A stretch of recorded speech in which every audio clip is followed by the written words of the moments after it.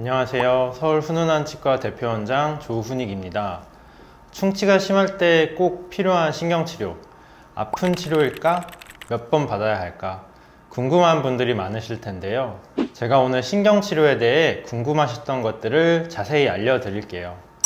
신경치료는 어떤 치료인가요? 신경치료는 치아 안쪽에 있는 신경과 혈관 조직이 세균에 감염되거나 염증이 생겼을 때 손상된 조직을 제거하고 내부를 철저하게 소독한 뒤에 다시 세균이 들어가지 않도록 특수한 재료로 밀봉하는 치료입니다. 중요한 것은 이 과정을 통해 치아를 뽑지 않고 최대한 살려서 오래 사용할 수 있게 되는 거죠. 원장님, 그럼 어떤 경우에 신경치료를 받아야 되는 건가요? 충치가 생겼다고 해서 신경치료가 꼭 필요한 건 아니지만 몇 가지 경우에는 반드시 신경치료를 해야 치아를 살릴 수 있습니다. 첫 번째는 충치가 깊어서 신경까지 충치가 진행된 경우입니다. 겉으로 보기에 작은 충치처럼 보여도 안쪽에서 신경이 이미 감염되면 단순한 때우는 치료로는 해결이 안 되죠. 이때 신경치료를 하지 않으면 통증이 심해지고 결국 발치로 이어질 수 있어요. 두 번째는 치아 외상으로 신경이 손상된 경우예요.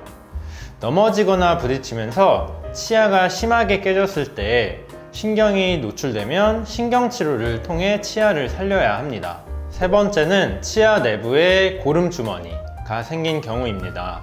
심한 치아 통증이나 잇몸이 붓는 경우에는 치아 뿌리끝까지 염증이 번진 신호일 수 있어요. 이런 경우에는 신경을 제거하고 내부를 깨끗하게 소독을 해야만 통증을 잡을 수 있죠. 그냥 두면 얼굴이 붓거나 발열 같은 전신 증상으로까지 이어질 수 있기 때문에 반드시 신경치료가 필요합니다. 그러면 신경치료는 어떻게 진행하는지도 알려주세요. 그럼 치료 케이스를 보면서 신경치료 과정에 대해 설명을 드려볼게요.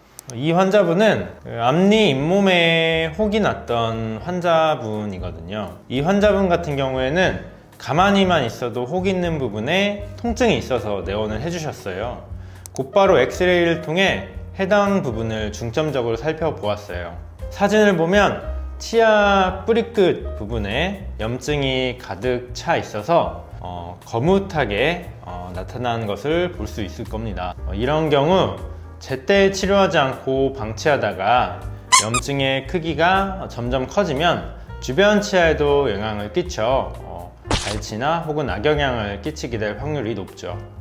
이를 막기 위해서는 염증 부위 신경을 제거하고 그 부위에 소독하는 신경치료가 필요합니다. 신경치료의 첫 번째 단계는 치아 안쪽 신경까지 접근하기 위해 치아를 열고 통로를 만드는 거죠.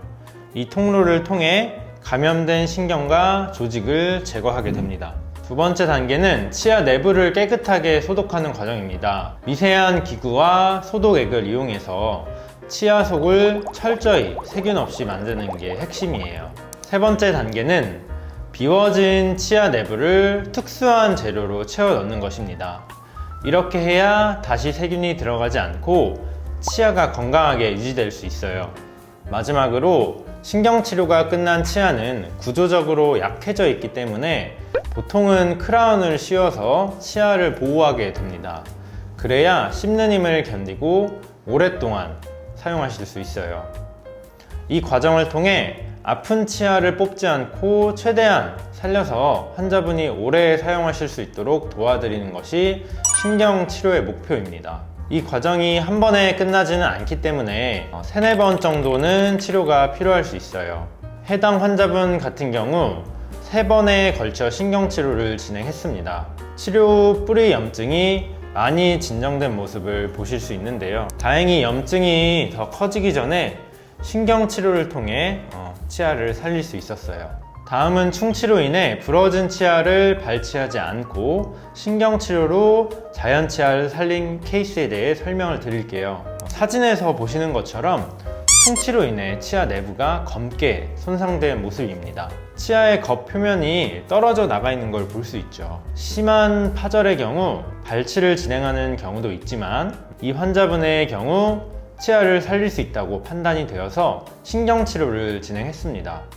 우선 신경치료를 통해 염증과 감염된 조직을 깨끗하게 제거한 뒤에 내부를 좋은 재료를 채워 넣어서 안전하게 밀봉을 했습니다. 하지만 파절로 인하여 치아의 머리 부분이 거의 남아있지 않았거든요. 이대로는 저작 기능을 하기가 힘들 수 있어요.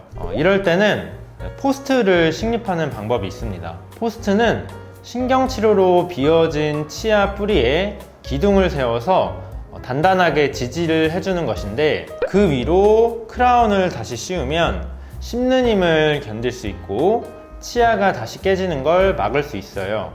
비유하자면 철근으로 기둥을 세우고 콘크리트를 채운 뒤에 그 위에 튼튼한 지붕을 얹는 것과 같다고 생각하시면 되죠. 마지막으로 위에 맞춤으로 제작된 크라운을 씌워서 마무리한 모습입니다. 이 과정을 통해서 환자분이 발치 없이 자연 치아를 보존할 수 있었어요. 그리고 크라운으로 정상적인 저작 기능과 신미성을 동시에 회복할 수 있었습니다.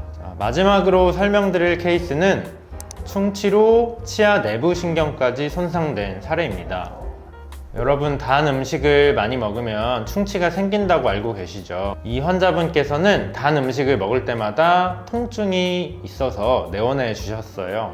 검사 결과 신경 쪽까지 진행된 충치 세균에 의해서 가만히만 있어도 치통이 느껴지는 비가역적 치수염이 생긴 상태였어요. 비가역적 치수염의 경우에는 검진을 통해 보존이 불가능할 경우에는 발치 후 임플란트를 하는 경우도 있죠. 저희 치과는 자연치 보존을 1순위로 두고 치료하고 있기에 환자분과 상담을 진행한 뒤에 신경치료와 크라운을 수복하는 방법으로 치료를 진행해 보기로 했어요. 치료가 마무리된 후 크라운까지 씌워서 잘 마무리된 것을 보실 수 있죠. 케이스들을 보니까 확실히 이해가 잘 되는 것 같습니다. 그럼 신경치료를 하고 나서 어떻게 관리해야 되는지도 궁금한데요. 그리고 치아에 크라운을 씌우면 무엇을 주의해야 하는지도요. 신경치료가 끝났다고 해서 바로 모든 과정이 마무리되는 건 아닙니다. 치료 직후에 지켜주셔야 할 주의사항이 있는데요. 잘 지켜주셔야 치아를 더 오래 건강하게 유지할 수 있습니다. 첫 번째는 치료 중인 치아로 딱딱한 음식을 씹지 않는 것입니다. 신경치료를 받은 치아는 내부 신경이 제거되어 상대적으로 약해져 있기 때문에 충격에 쉽게 깨질 수 있죠. 특히 견과류, 오징어, 얼음 같은 단단한 음식은 피하는 것이 좋아요. 두 번째는 신경을 건드리는 치료이기 때문에 치료 도중 약간의 통증이나 이물감이 있을 수 있다는 점입니다. 대부분은 며칠 내에 자연스럽게 가라앉지만 통증이 심하거나 붓기가 생긴다면 반드시 치과에 방문해 주셔야겠죠. 세 번째는 치료를 끝까지 마무리하는 것입니다. 신경치료는 보통 3에서 4회 이상 나누어서 진행되는데 중간에 그만두면 치아 내부에 세균이 남아 재감염이 생길 수 있죠. 따라서 반드시 마지막 충전 그리고 크라운 단계까지 완료를 꼭 해주셔야 합니다. 마지막으로 신경치료가 완료된 치아는 구조적으로 약하기 때문에 크라운까지 씌워서 보호해야 합니다. 정리하자면 치료 중에는 딱딱한 음식 피하기, 불편감이 있으면 바로 내원하기, 치료는 반드시 끝까지 받기, 그리고 크라운으로 보강하기, 이 4가지를 꼭 기억해 주시면 됩니다. 많은 분들이 신경치료가 아프다고 생각하셔서 두려워하시기 때문에 제때 치료하지 못하고 방치하는 경우가 많으신데요. 저희 치과에서는 4단계 통증 완화 시스템과 필요하다면 수면 마취를 통해 통증이 거의 없이 치료를 해드릴 수 있어요. 그러니 통증 때문에 크게 걱정하실 필요는 없습니다. 신경치료는 충치나 염증으로부터 내 치아를 지켜내는 거의 마지막 방법이라고도 볼 수 있습니다.